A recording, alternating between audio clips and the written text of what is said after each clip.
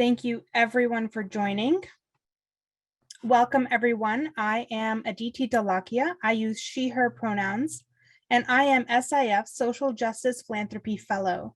I joined SIF earlier in the summer to partner and support SIF's funder education work, and what a journey it has been.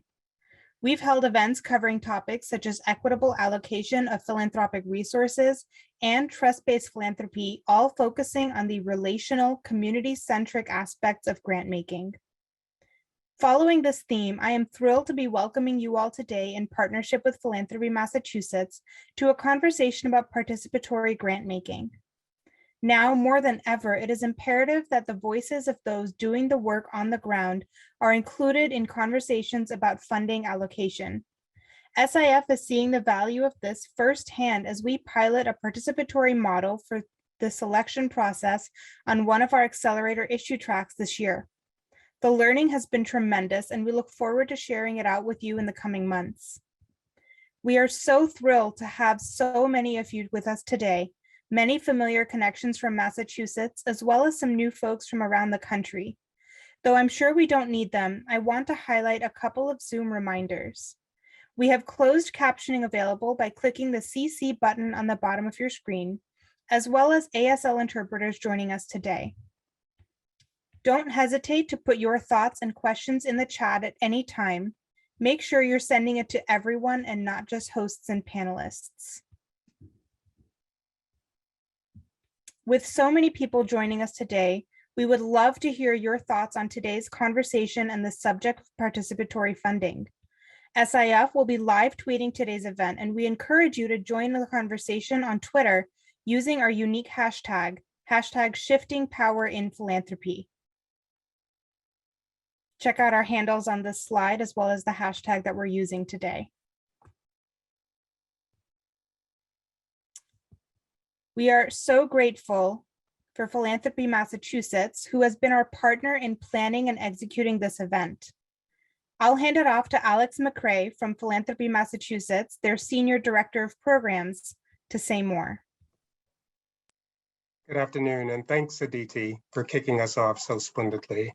Welcome, everyone. I, too, on behalf of Philanthropy Massachusetts, want to welcome you and thank you for joining in this conversation. Philanthropy Massachusetts, for those of you who may not know, we're a membership organization that serves both funders and nonprofits. So we occupy a very really fortunate space in the field. For more than 50 years, we've provided learning, networking, skill building opportunities for our members and those within our networks, broader networks, in addition to resources and tools, all designed to promote the practice and expansion of effective and responsible philanthropy.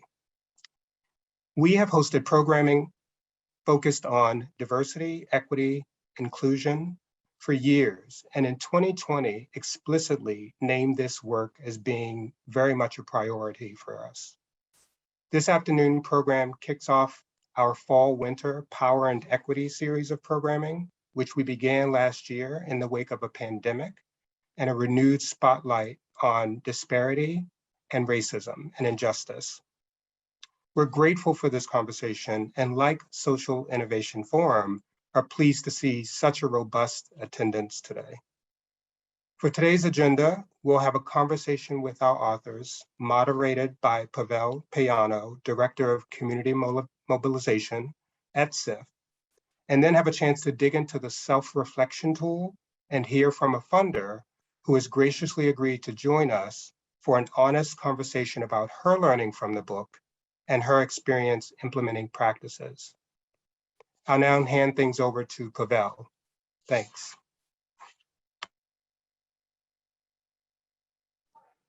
Thank you, Alex. Welcome, everybody. We are here virtually, but I can still feel the love coming from everybody, and I'm really excited and looking forward to learning alongside many of you this afternoon. We're going to be launching a poll that you're going to see in your screen. It should pop on your screen, and it's going to let us see who's in the room.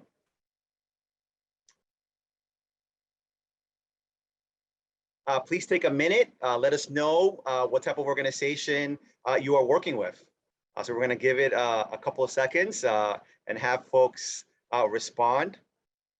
I always find it exciting. I think, one of the great things about coming to events like this, when in person, is meeting new people and finding out where they're from.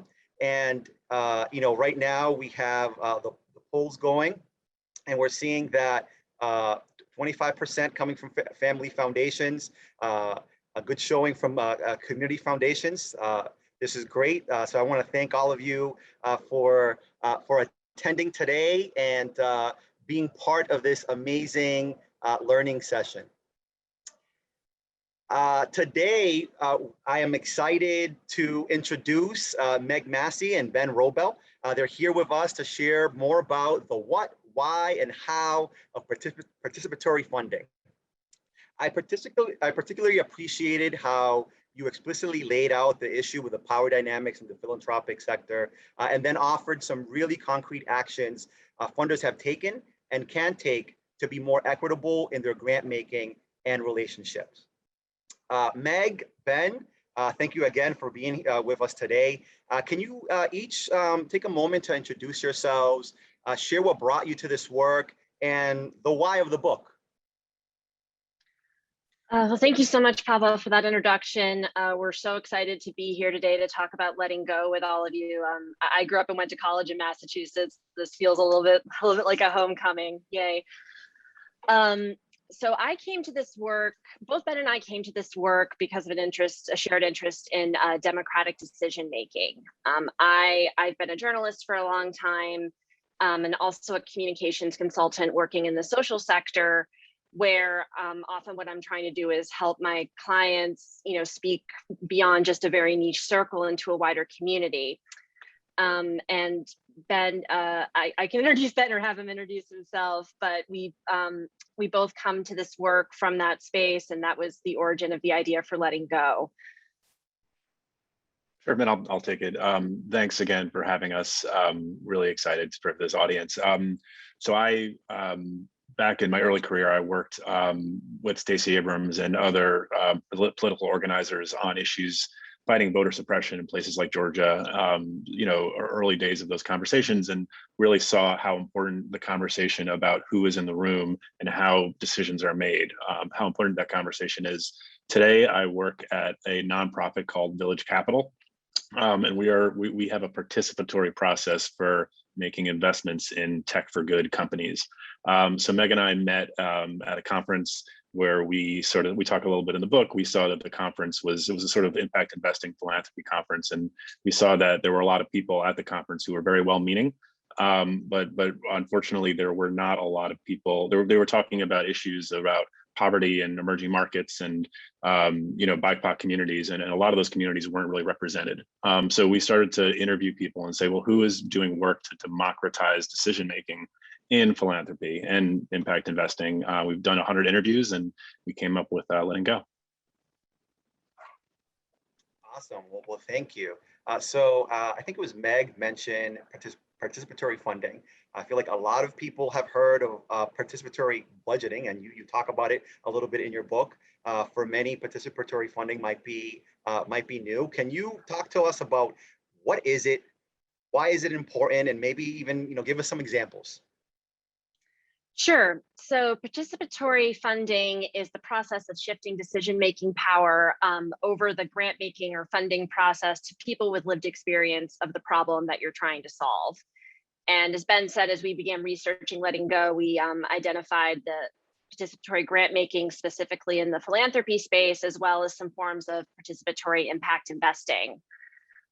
One really important distinction that advocates will make when talking about what makes a process participatory is the difference between listening to a community or getting feedback from a community and actually having them take responsibility over parts of the process, really shift that power.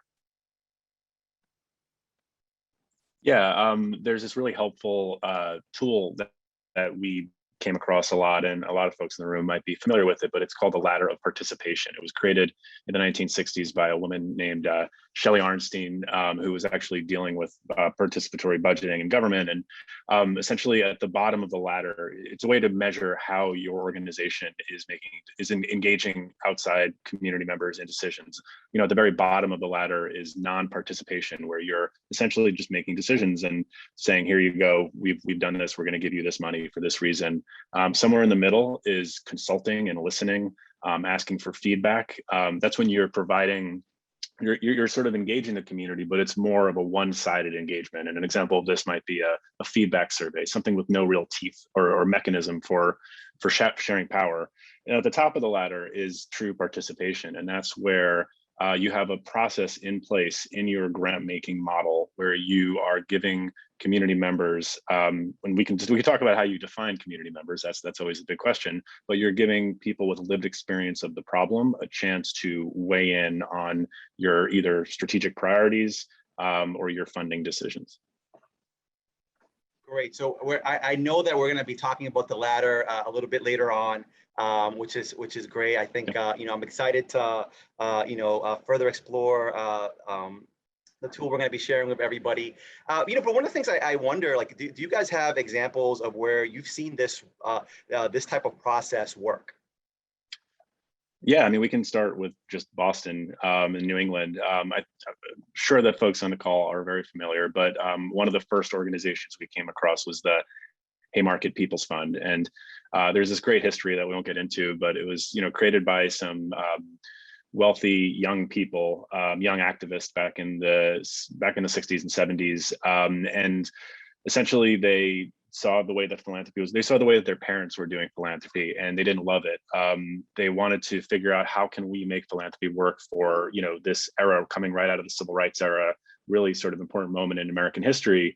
They said, okay, well, they were inspired by some of what they saw Black churches doing with giving circles and collective giving, and created a model where they decided to give small grants to activists around New England, but those grants would be decided by a community board set up by them and representing activists from all over New England. And 30, 40 years later, the Haymarket People's Fund, to this day, it's given early money to so many causes that I'm sure a lot of folks in this call are now working on, and it's been marked as one of the most influential participatory funds in the country and the world, because they've been committed to this model of saying, we're not going to make decisions, we're going to let activists make decisions.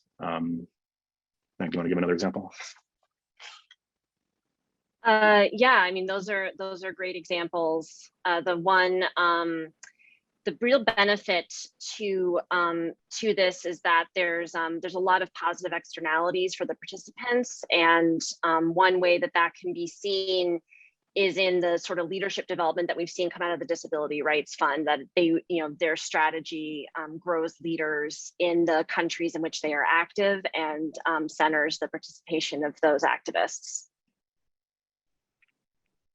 Well, Ben, Meg, thank you for those examples, in particular for mentioning the Haymarket People's Fund. We actually had Carla Nicholson as one of our panelists in one of our previous sessions. So we definitely got to learn a little bit about them.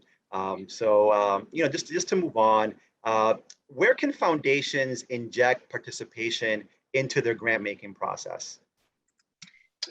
That's a great question. So we have, as we did our research and interviewed grant makers around the world, we found 3 decision points that were pretty consistent across all grant making processes, and across those 3 points are where we tended to find the most opportunities to inject participation. So number 1 is setting priorities, whether that's the mission statement for your fund or foundation, or that's your strategic planning process, your 3-year plan, your 5-year plan, identifying what are the problems that we're trying to solve and how do we want to solve them.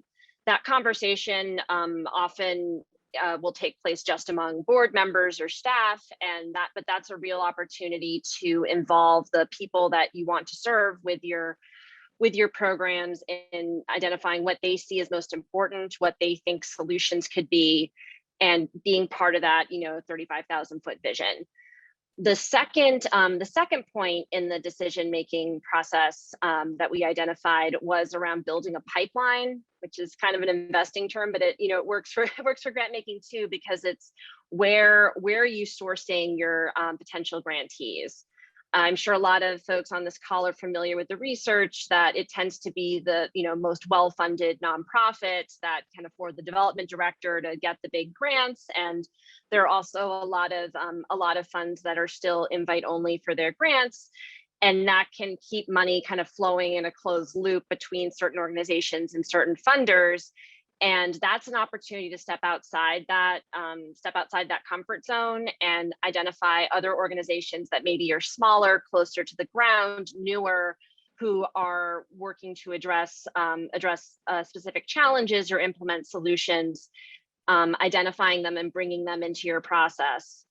And the third step is the final decision-making piece, determining who receives a grant. And community members can be part of that around setting criteria for grants or reviewing applications. If there's a grant making committee that they have seats on and are able to, vote on, which organizations to receive grants. And we can talk about examples of all three of these stages, but those are broadly speaking the 3 points where we see participation come into play. Thank you, Meg. I think that's super important. The first foundation that I was a part of, the members of the foundation actually reached out to me because there weren't anybody else that was on the board that actually lived in the town that we were serving.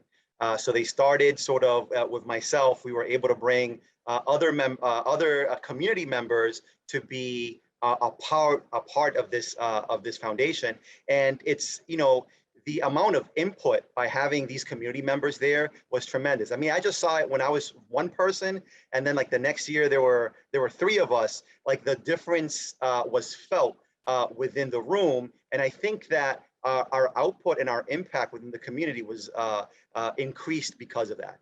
So in particular, like as you were speaking, it definitely brought memories of me starting this process and looking around the room and the only person from Lawrence and thinking like, what am I doing here? And eventually like I got it. Yeah, no, I mean, and we're really excited for the next part of the session where we can hear from folks in the room. We sent around this self-reflection tool, and you'll have a chance to look at it today. But really quickly, just thinking, where am I when I'm thinking about my organization, when it comes to building pipeline, when it comes to making decisions or setting strategy, where am I? I think it'll be really interesting to talk about that. And it might be helpful to sort of set the broader context for participatory grant making in the United States and really around the world. 20 years ago, participatory grant making was not a major topic. It was something that had sort of been tried in the 70s, but partly because of technology, it never really advanced beyond that sort of local scale. So it was, Haymarket's doing some cool things, and there's some funds in Los Angeles and New York, but it wasn't sort of a major part of the conversation. Over the past 2 decades, it's sort of had a resurgence, in part because of the technology like Zoom, that allows people to connect across large areas. It makes it easier to communicate. And these days there are probably 3 dozen, just purely participatory foundations that are out there that are doing good work. Some, like the Disability Rights Fund, have been around. They're now global and they've been around for 10 years. And then there are also, probably 2 dozen foundations, from community foundations to major institutional foundations that are experimenting with pilot programs. And I think that, this gets to your question about sort of what can I do? What can an individual grant maker do? And there are really a couple of different buckets of how any one person can get involved with participatory grant making. Number 1 is to support an existing participatory fund, otherwise known as regranting.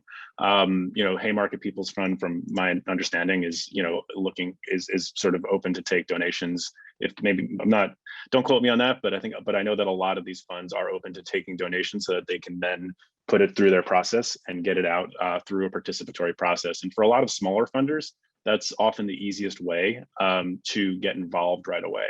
Another option is to join a donor collaborative or create a donor collaborative. This can be a number of different grant makers coming together to create sort of a back end office with staff that are dedicated to participatory grant making. But it's not, the onus is not on that particular donor or grant maker. And an example of that is the With and For Girls Collective, which is a global participatory fund. And then the third one would be to pilot your own participatory process, which we've seen over the past decade. Several foundations, several dozen foundations have gone ahead and just said, let's build this out. And a lot of times that starts with a conversation where you bring a bunch of activists, former grantees, and donors together in a room, and you just hash it out. And you kind of like Pavel, you were saying, you sort of start with one or two people and just say, who are we missing, and start from there. So I think we have spoken a little bit about the positives, right? Like the great things about this. And I'm wondering, what are the challenges? Yeah, I mean, like with any new process, there are challenges. There are a couple of situations that we identified where participatory grant making may not be appropriate. One of those, which all of us are more familiar with than maybe we were 2 years ago, is medical or scientific research. That where there really is some very technical expertise required to make those decisions. That's a case where participatory grant making process might not be appropriate. The other is disaster funding with a caveat. It takes, as we can talk about the time and resources that it takes to set up a process that's really effective and truly participatory. If you haven't set that process up yet, and there's a massive hurricane that wipes out a town, that's not the time to start to pull together a participatory process that's going to be effective. However, if you already have one in place, participatory grant making can be, very effective way of getting money on the ground very quickly. It's just a cautionary tale that this does take time to set up, and when time is of the essence, that might not be the best moment to start. But some of the other challenges, once you, assuming you're setting up a process, nothing's on fire, literally. A couple of the challenges that might come into play are, as I said, the time and resources question, making sure that you have a team that's really committed to building trust with the community, which again, that's something that's going to take time. There's no set time frame for that. And that can also raise questions about, well, okay, what should our process look like? How do we ensure that all of the different stakeholders that are part of our community are represented? How do we, how do we properly compensate people? What changes do we need to make to our organizational bylaws in order to include these people? What sorts of training resources, things like that. It's not something that can be done overnight, and it's also really important to get it right, instead of otherwise you end up with a grass top situation that's not really all that different from traditional grant making. Or you end up in a situation where people, they may have power, but they don't feel like they have the tools or support needed to, use it effectively. And it's really important that community members are not treated as, a resource in and of themselves, but as partners. So that is, and that's also partly a mindset shift, which depending on your organization may take some time.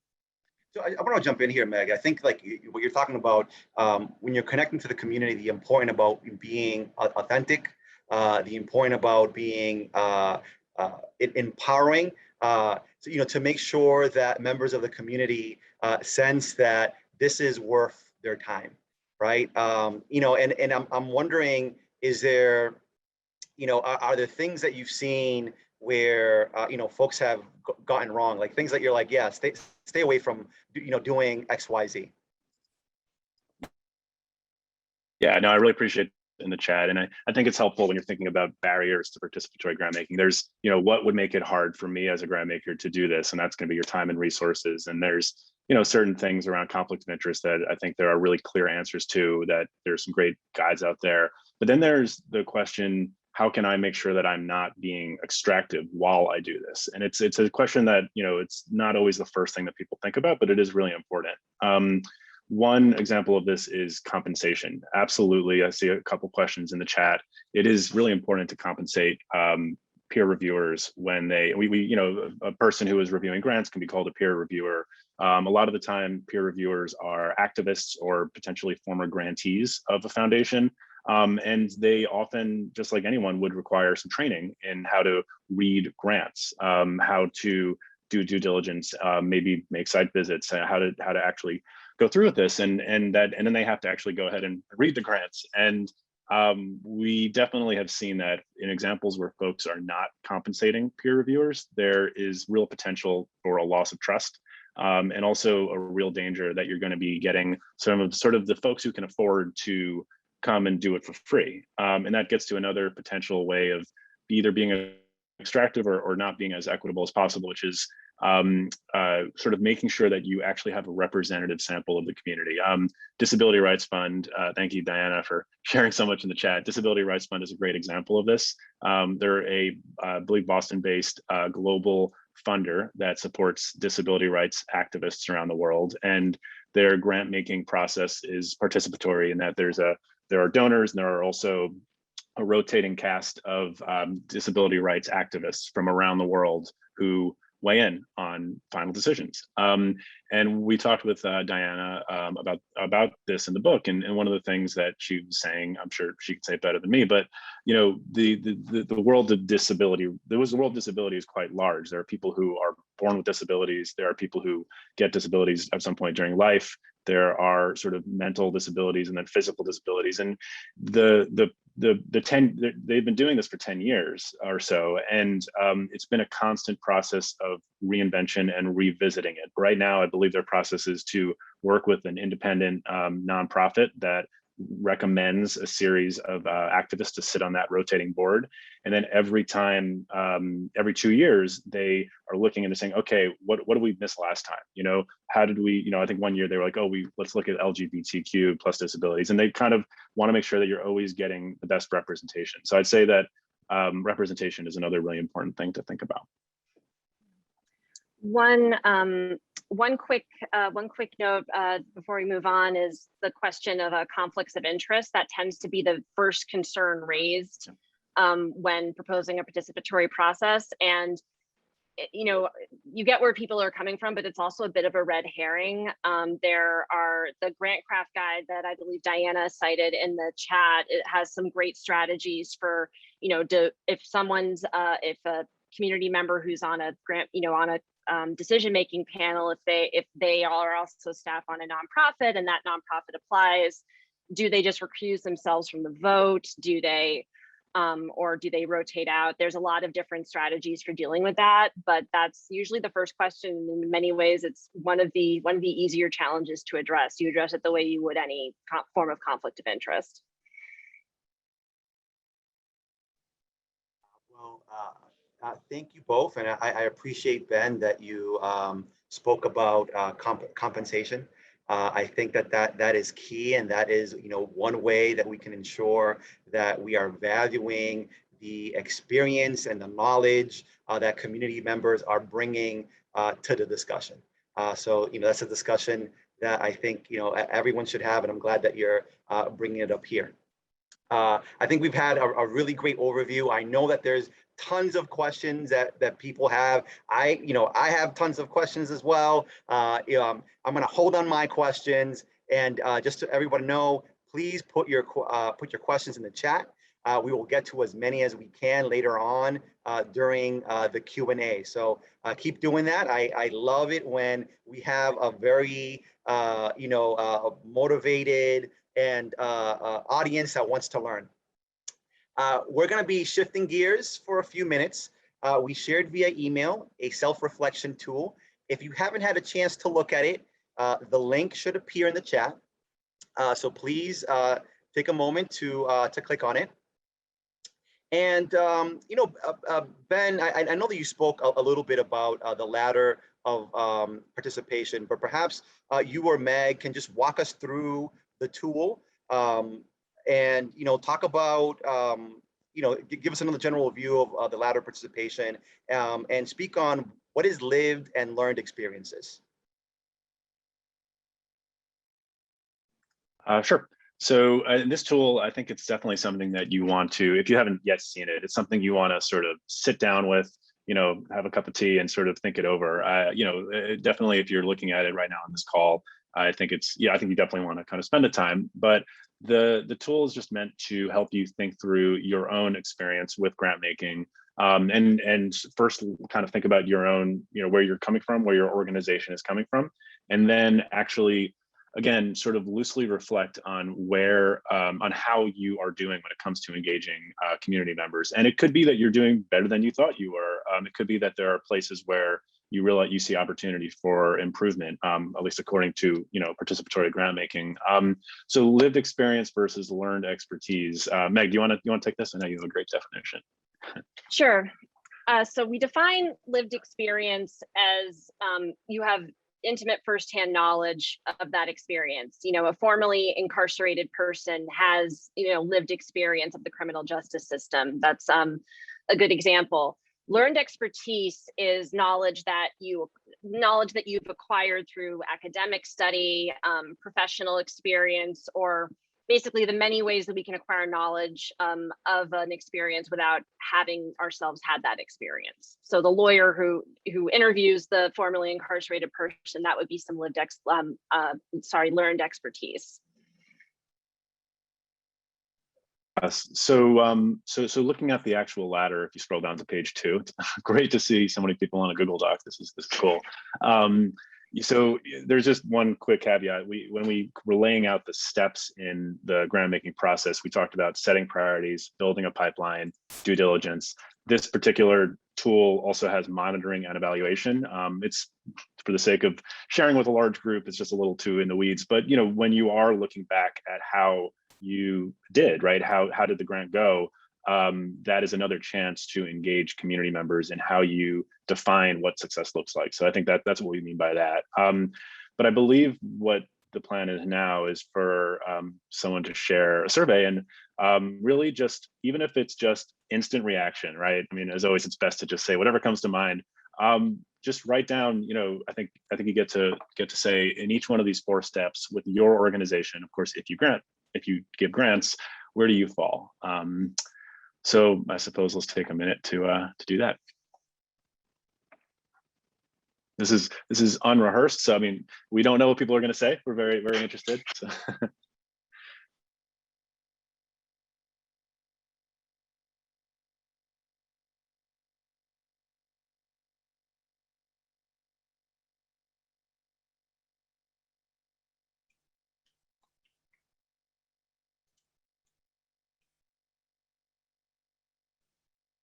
Slowly but surely, people are clicking in.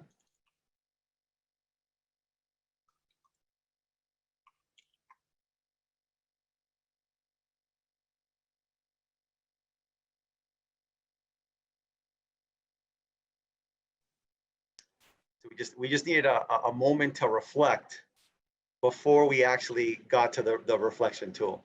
Because I already see, like there was a few seconds of just, I had to do it the same when I first saw the tool, just kind of thinking through, where do I land on this before punching in. Yeah, maybe I can answer one of those questions while folks are finishing this. So Stephen had a great question. How do you evaluate the effectiveness of participatory grant making? And I think that there's 2 ways to think about this.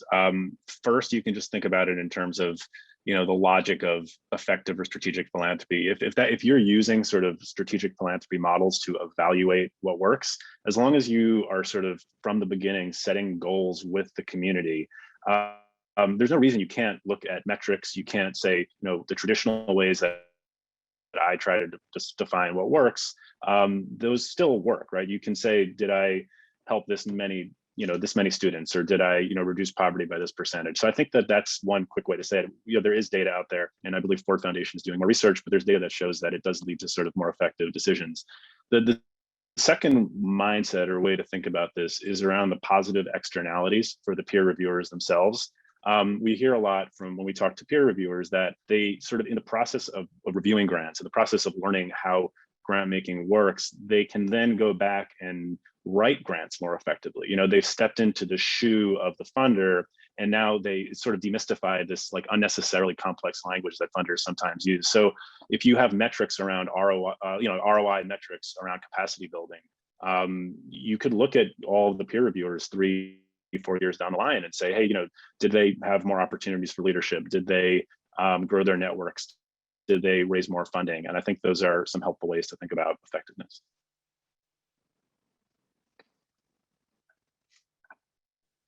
All right, I think, Ben, we have a pretty good amount of folks that have submitted their answers. Do you have,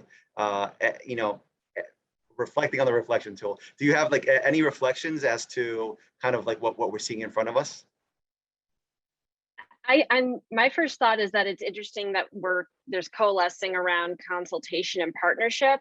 I think, as we said earlier, the distinction between that two is really in terms of to what extent responsibility shifts. And so it seems to me like we maybe have a lot of folks in the audience who are kind of on that line, still on one side or the other, but that's where the conversation's starting, and that's really positive.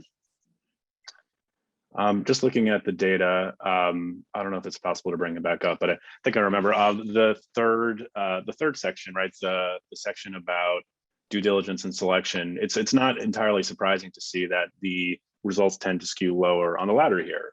For a lot of grant makers that are looking to participatory grant making, or rather grant makers who just have their processes and have them evolve organically, there is more comfort in in engaging the community when it comes to building a pipeline, in engaging a community at the very beginning when it comes to setting priorities. But then there's that step about when it comes to literally selecting where your money goes.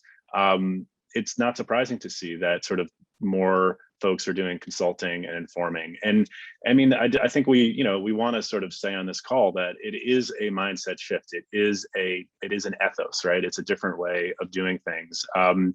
It doesn't happen overnight. This is the kind of thing that takes a year or two or more to even sort of start to build these conversations and build relationships with the community. But we believe that it pays dividends in the long run.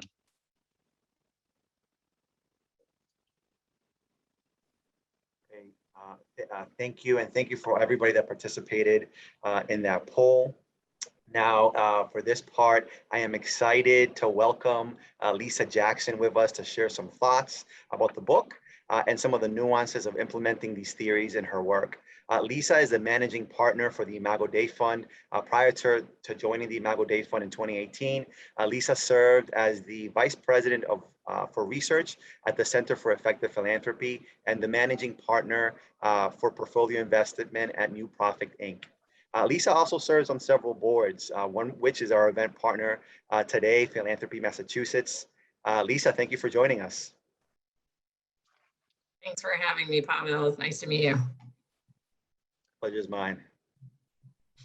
So yes, Lisa, I'm really glad that we could have you join after that really interesting survey. And I know that Imago Dei has been really thoughtful about, Lisa's the bomb, great, really been thoughtful about grant making. So wanted to just start with, where did you first sort of come across participatory decision making and grant making as a concept? To be fair, I think we are trying at the Imago Dei Fund. I in no way want to suggest that we are there when it comes to participatory grant making, but we've definitely engaged in, I think, pretty thoughtful conversations about how do we want to redistribute power, or how don't we want to redistribute power, which, as this conversation was starting to get into, this ethos of participation is really an ethos about power sharing.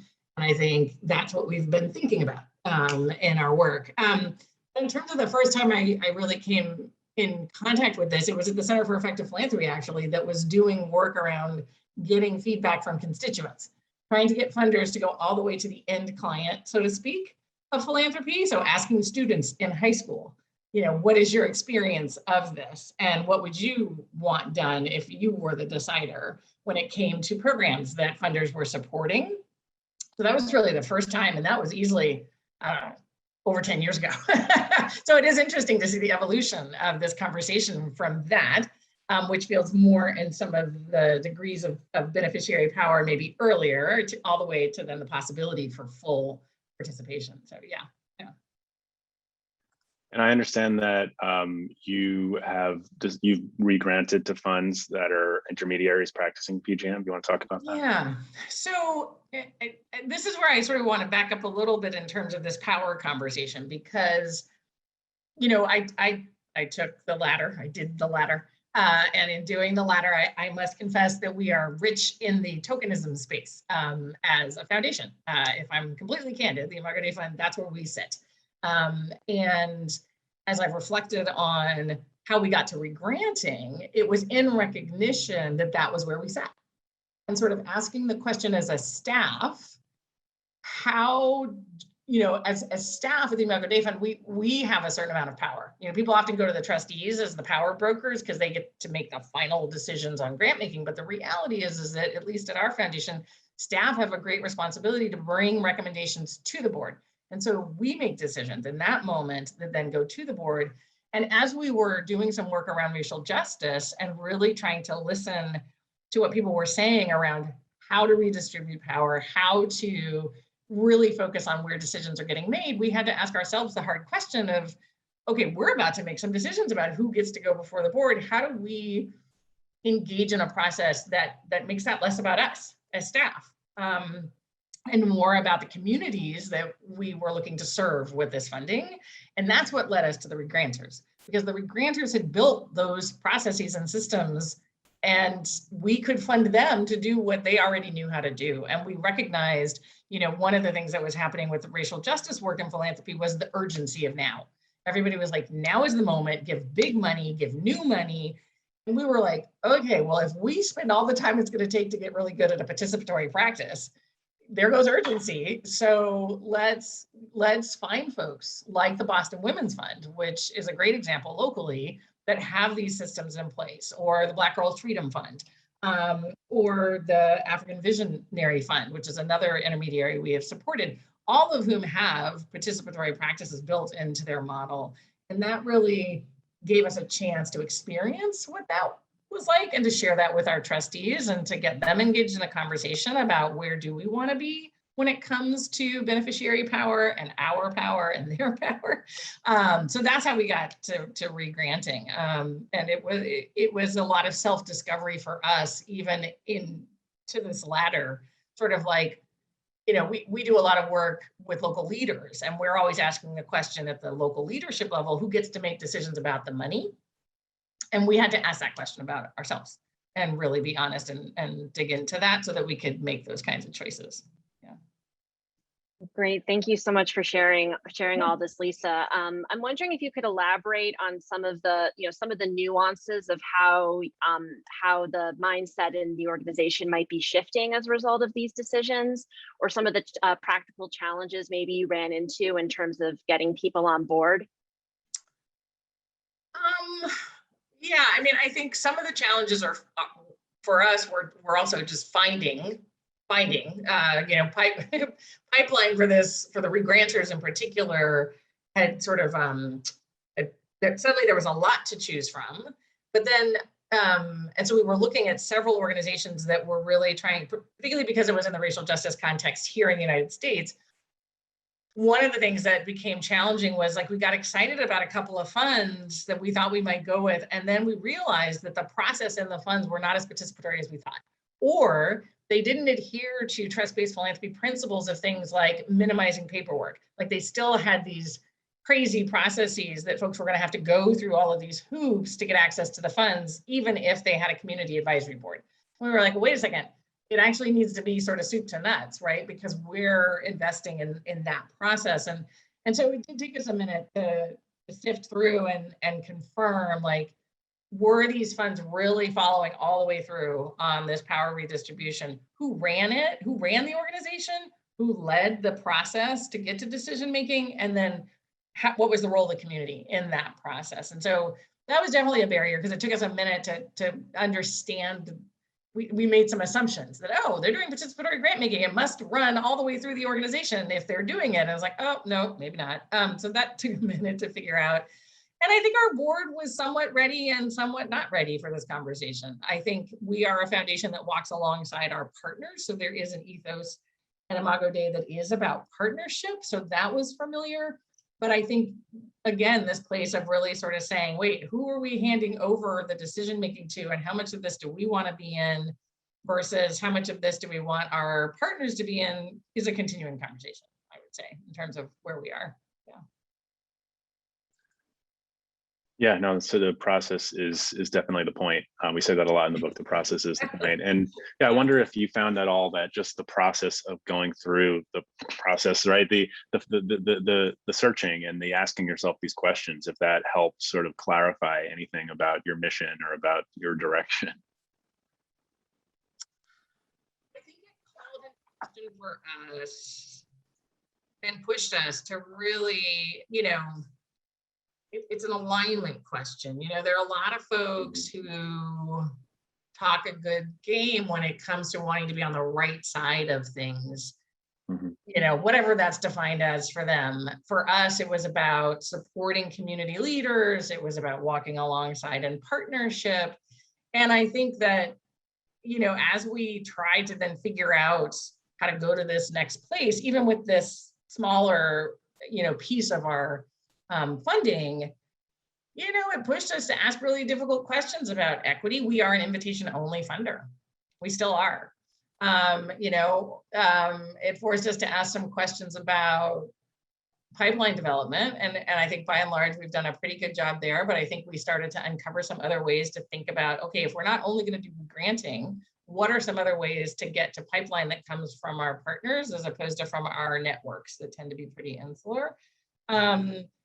But I think it really pushed us to sort of, check ourselves in our process and have some uncomfortable conversations and figure out where we had some, if you work in philanthropy, that there is as much in the way as there is opportunity to move things out of the way. And there were some things we could move out of the way to make all of this possible. And there were some other things that were like, not sure we can get there from here. Might have to keep working on this to determine whether we really want to go to a place, for example, that is fully community led. So even as we were saying, we're about community leadership, we were funding community leaders, but community leaders are not making decisions about the Imago Dei funding, right? And so how do you live with that in congruence? If on the one hand, you're trying to really support leaders that way, on the other hand, they don't get to participate in the decision making. So where does it break?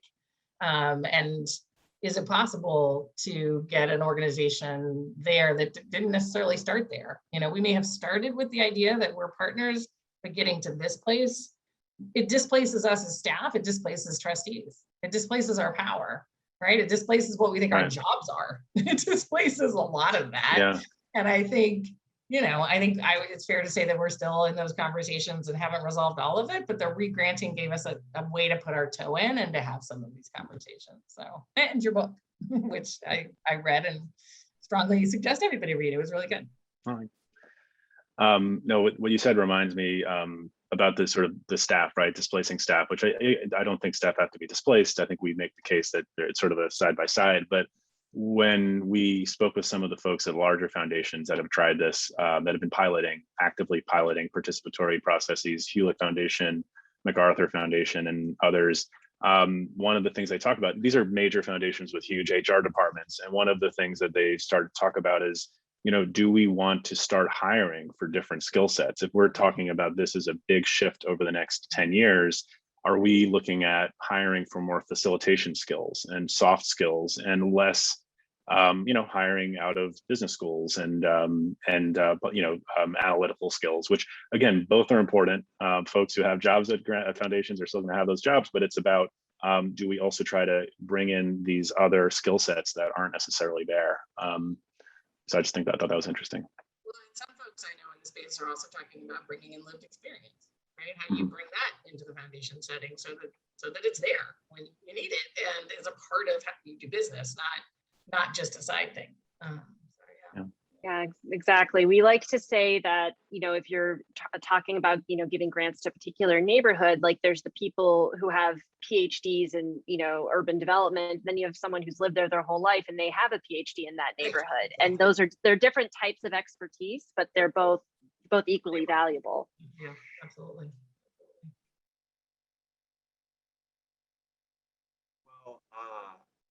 I want to, this has been a great conversation so far. Thank you, Lisa, for being here. And, I've just been listening through, and I'm, in particular, the conversation about power, I was really zoning into that one. Like who has the power, who should have the power, and the processes of shifting that to those that should have it. And I think that that's excellent. And I'm sure that there's probably be more questions along the way on that. Now, to everyone listening, we've seen some excellent questions come out in the chat. If there's more, plug it in. We are now shifting to the Q&A component, and I'm going to be pivoting to my colleague, Alex Mcrae, who's going to share our audience questions. Sure, thanks, Pavel. And there are a number of questions that are coming into the chat, which is fantastic. Like all of you, it's great to see such robust conversation happening in the chat at the same time that you all are talking amongst yourselves as well as to us. So one question that comes up is really around how do you solve for the differences, and Lisa, you spoke a little bit about this, the differences between community members and other stakeholders, and how do you make, when it comes to decision making, how do you solve for differences in reaching a final consensus and making a final decision? How do you solve for differences of perspectives and opinions in that? Yeah, and sorry, I'm not sure if my internet is unstable or someone. This is the perils of Zoom. But I think Diana had a really good comment on that in the chat about, how do you address those challenges in a traditional boardroom? There, in any decision-making process, there's an opportunity for there to be a stalemate or a, interpersonal conflict and challenges. And sure, that happens all the time. We've been speaking with a lot of folks at these PGM funds, and I don't think that's something that necessarily comes up. There's a lot of goodwill around this process. I think folks appreciate being brought into the room. But I think that you would address it like you'd address any other sort of traditional grant-making process where it's just small conversations or sort of talk through it. And I think if that's happening, then that's a good reason to investigate why. But I think to Diana's larger point was that, it's not that while this is very radical in sort of how power dynamics work, ultimately the mechanics of interpersonal communication is the same. We're just talking about people. I would just throw in there, Alex, that I think some of this has to do, and Ben and I talked about this a little bit in our prep, with what are you trying to do? Are you trying to create proximity for donors? That's a very different thing to do than, are you trying to improve the effectiveness of the outcomes of your grant making, which Ben spoke to earlier, where this is proven to demonstrate that is possible. But to the point that Ben was making, that relies on effective grant making processes and strong theories of change and excellent communication, right? And so, it's not a, oh, we're doing participatory grant making, we're not doing rigorous philanthropy.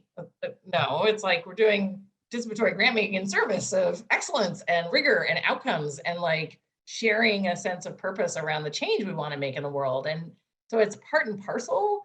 But I think, that those disagreements you're talking about may often arise if everybody is not on the same page about to what end we're why are we doing this in the first place? And that may be a place where suddenly a hard decision has to get made. And, like any other grant making process, well, who has veto power? Who gets to do that? Did that get identified early? Or are you just deciding and declaring it now, which would be a bad process, period, no matter whether it was participatory or not. And that's when it gets to the fun, like meta conversation about who decides, or even who decides, which, you can go crazy thinking about it. But I mean, there are really, I think Disability Rights Fund has some great stories about how in the early days, they had to set up the rules of the game first, and then you actually go and play, you go through the process. But I think that all comes as in that first stage.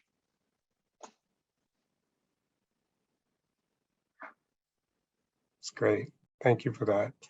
So another question, and I think they're connected to each other. Sometimes the challenges of participatory funding can include overburdening members of the community with the task of educating funders as part of the decision-making, or even over-reliance on community members as a way for funders to hand off responsibility of getting difficult decisions and unlearning harmful assumptions.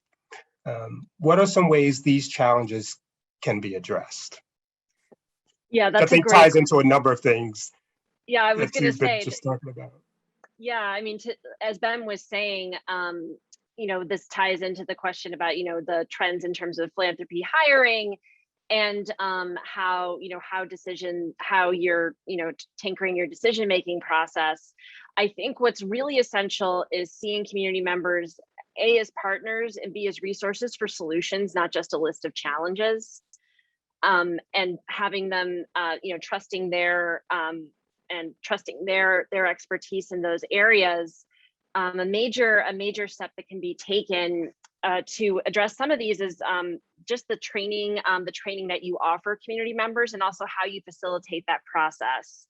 Mama Cash, which is an Amsterdam-based fund, they transitioned to a fully participatory grant-making process over, I believe, a 2-year, 3-year period, something like that. And one thing that their staff all commented on was that they found themselves guiding, almost acting as like guidance counselors, like they're guiding the community members through the process of, you know, reviewing grants, setting criteria, making final decisions. And so I think if a grant maker really wants to embrace a participatory process, they need to embrace that role as a facilitator, right? Just the same way you would train new staff, you need to train these folks, which also means we've said it again, compensating them for their time, treating it as expertise you're paying for, not like a favor that they're doing to bail you out. I think it really does come down to a mindset shift. And so I think it's really important to appropriately resource those community members.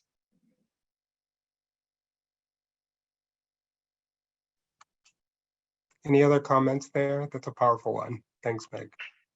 You're welcome. Another thing I'd say about that, because I do think that, you know, when I was looking at the ladder, I was thinking about all the ways that I hear colleagues, and even at Imago Dei, that we've contemplated reaching out to our portfolio, to our community, and asking for input, right? So, you know, whether it's a survey or a phone call or you know, a Zoom call where everybody gets to share their perspective. And I think one of the things that philanthropy is notorious for doing, and I think we've gotten better over time at it, but it's something we got to keep our eyes on, is asking for stuff we're not going to use. And I think this is one of those places where, you know, we say to the community, we really want your input on our new strategy. We really want to know what you think we should do in the next few years. But the reality is you're ultimately going to make the decision by yourself in a boardroom. You're not going to have them engage with you in a conversation. They're going to fill out a survey and you're going to have that information and then you're going to decide. It's rare that you're going to have an open community forum where they actually tell you, like, and you actually say, I'm going to go do this. And I think as people sort of put their toe in the water of like, how do I engage people and how do I not take advantage of their time inadvertently, being super thoughtful about if I'm going to ask somebody for something, how's it going to get used? How does it get validated and respected and then put to work so that it doesn't feel gratuitous, so that it doesn't feel like, oh, you're just asking, but you're really not interested. And if you're sort of on this developmental journey to get to full participation, a lot of people start with like, let me just do a survey. Let me just see what people think. And I think that's something that we have to be a little careful of in philanthropy, because that's how we ended up where we were and had to find our way to trust-based philanthropy, where we stopped collecting things we weren't using and things like that. So. Yeah, no, that's so true. Thank you for sharing that, Lisa. And I think when we've talked about participatory grant making with non-philanthropy folks, we often talk about, you know, what you're describing the survey as, like, how many times have you filled out a customer service survey, right? It's the same, like, yeah, you get something off your chest, you share things, you don't know how it's going to be used, and if it's longer than 2 questions, you're probably not going to bother. So, yeah. I'd like to sort of come back to the conversation that we had around power. because that too is of interest, I think, not only to me, but to a ton of people. Like, in order to really shift power, that takes time. And I'd love to hear a little bit more, Lisa, perhaps from you around that power analysis, like going deeper within power, taking a step back, asking the hard questions, really trying to shift power over time. Can you just speak a little bit more to that? I think, I don't know. I think I'm coming to the mind that it doesn't have to take time. I think we maybe choose to make it take time, because what takes time is getting everybody comfortable with the shift. It's not the actual thing itself. So, for example, when we were looking at our processes and practices as we were thinking about how to do this racial justice work, we were like, well, wait a second, are we just going to plop on the process we have for all of our regular grant making and just put everybody through that in the same way that we would for any grant? And then we had this conversation about power, and we said, well, if we look at all the steps in the process that we currently have, are there opportunities for us to move some of the power away from us? Like I felt like there was this physical, like, can we just move it away from us? Like, we don't want it. How can we move different parts of the process away from us and still adhere to our values, to our goals, to what we were trying to accomplish, right? So that did require, I don't know, a couple of meetings, a couple of conversations. Our process isn't that cumbersome. And so you could walk through it and you could look at it and have a conversation about, is this a place where we could shift something and that would take the power out of our hands and put it in the hands of somebody else to help us be more participatory, be more distributive of that power? But I think, and then once we saw that, it was like, of course, like, why are we working? We just need to find the regranters. Like, why are we doing this? Why do we have to own the process? Which is another form of power. Why do we have to own whatever the participatory process is? Why do we have to be the experts at it? Why can't we trust other people who know how to do it and give them the money and let them go do it?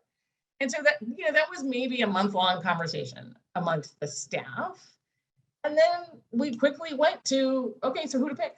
And then we went from there. And I think, so, I do sometimes hear, Alex, people talk about how long it takes, and it's a, cumbersome, it can take.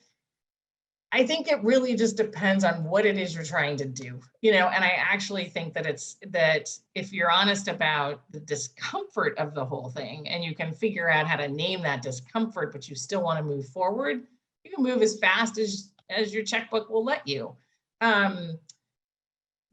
I think for foundations where you've got to bring a lot of people along to get to a place of comfort with, okay, maybe we want to get here on the ladder, but we're going to start here, then yeah, it'll take time. You'll try it. You'll try different processes. You'll look at how other people do it.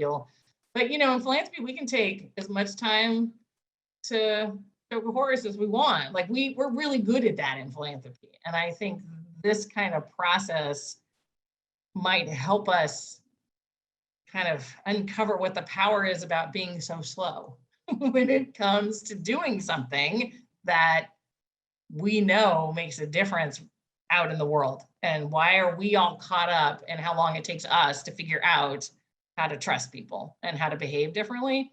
That's another way of holding power. And we do it all the time in philanthropy. So I don't know, I would push on the idea that it has to be slow, but I appreciate why it can be slow.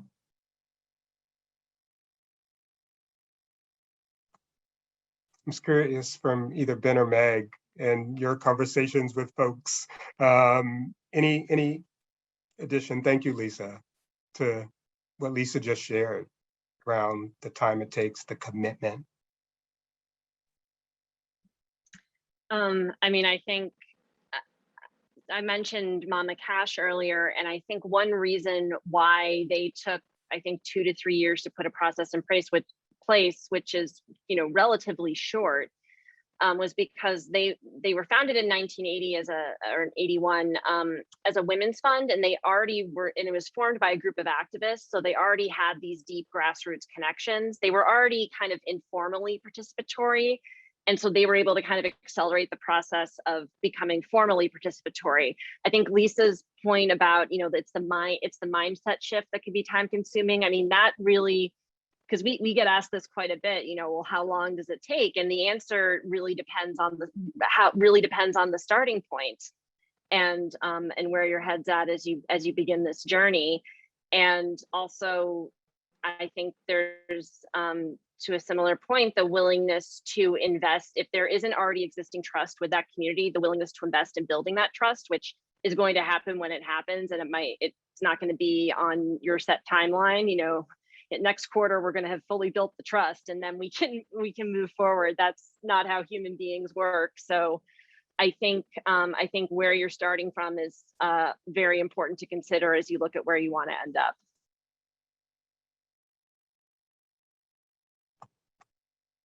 Thanks. Looking at just some of the other questions, to just shifting a little bit from what we were just discussing. What would you suggest is the best way for small grassroots organizations to contact foundations to express interest in participating in the process? So for that question, I'd say that is that about nonprofits, or is that about like small grassroots foundations? I wasn't sure. Probably nonprofits. Yeah, I think it's small grassroots organizations, nonprofits. Yeah. I mean, it's a great question. I know in other cases we've talked about how they can play a role, how small nonprofits can play a role as an intermediary, as some folks who are closer to the community. And if, let's say, when the Mark MacArthur Foundation created their pilot participatory process, they hired a local grass advise on who should be on the local advisory board. But I think the question is more about, if you want to be one of the peer reviewers, that's a tough one. I think a lot of these at least locally based participatory funds, and one way to find them is the funding exchange. A lot of them are funding exchange funds, and if you go to their website, you can see like a list.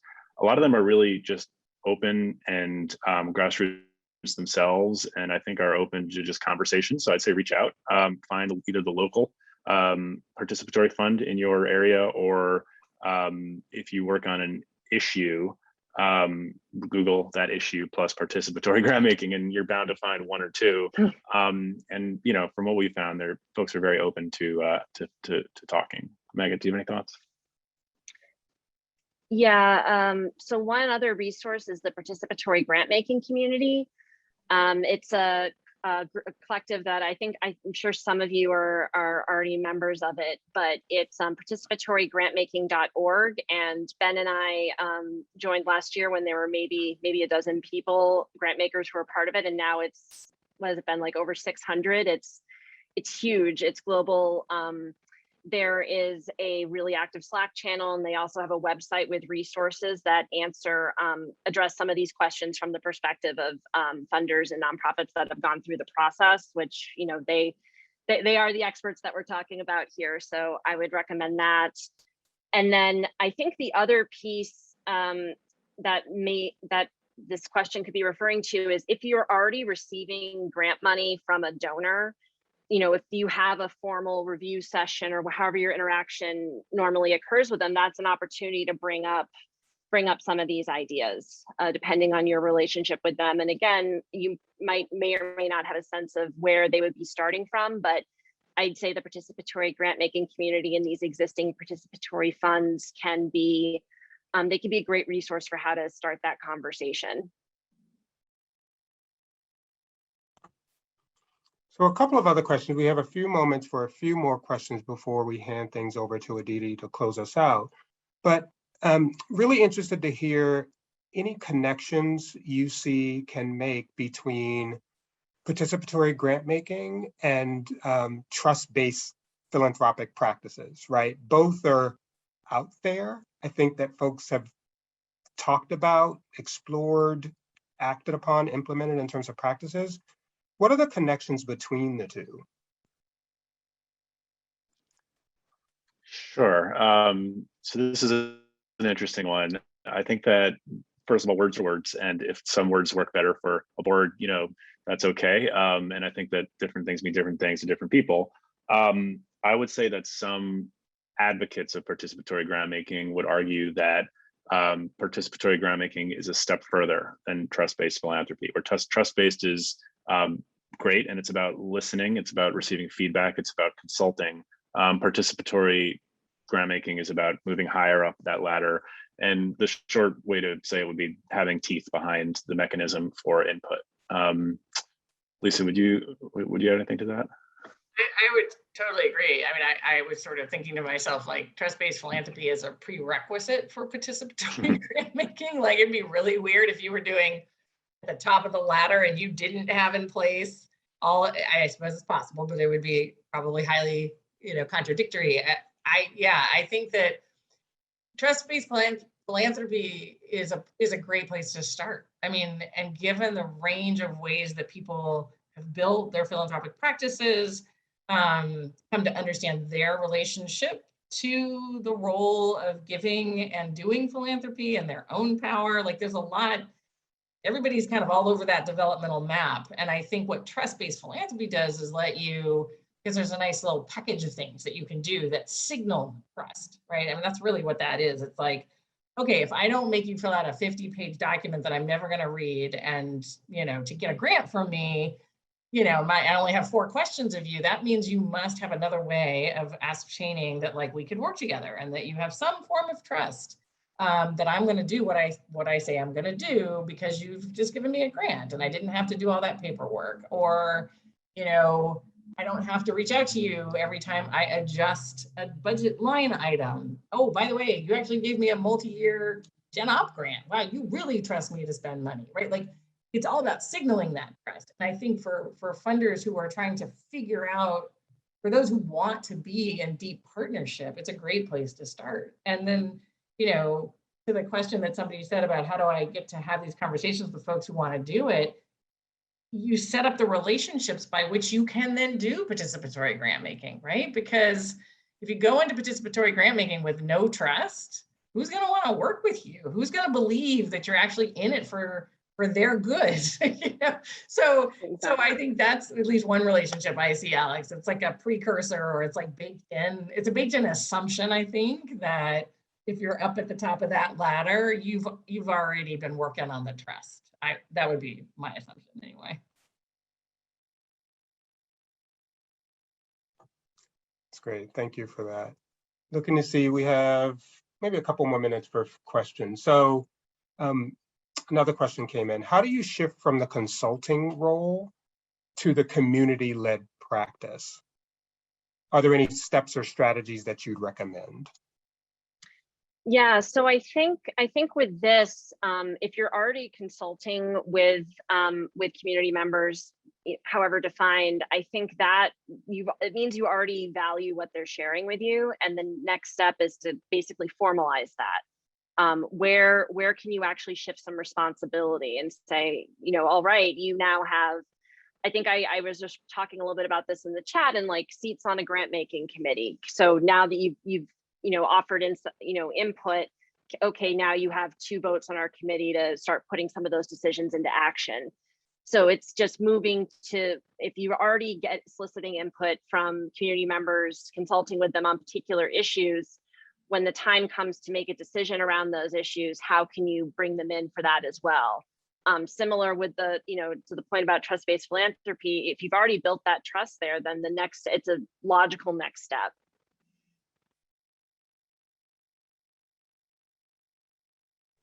Great, thanks.